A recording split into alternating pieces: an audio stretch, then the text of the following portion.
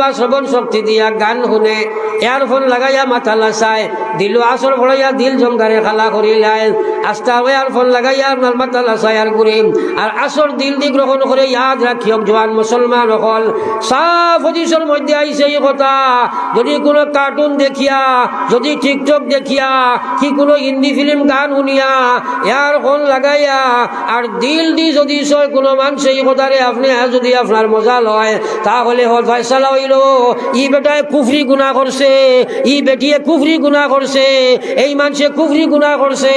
তওবা করিয়া যদি মৌত হয় না, এই অবস্থা যদি মরি যায়, ইমান তো ইয়া বেঈমান হইয়া বিদায় লইব রে ভাই। এবার কোন নাউজুবিল্লাহ। 100% যুবক যুবতী বর্তমানে এই মজা বক্ষণ করার আসন খেয়াল আসেনি।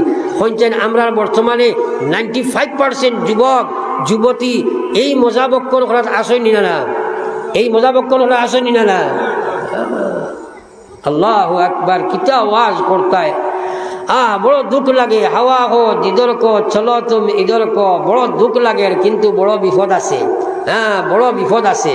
কিতা লাগিয়া যে সময় আমরা পুরা তারার মধ্যে ঢুকি যাইমু, তখন গর্দনার দৌড়তে চাইবা চাইতো না, চাইবা চাইতো না। আমার ভাই এখন আর বুজুর্গ হল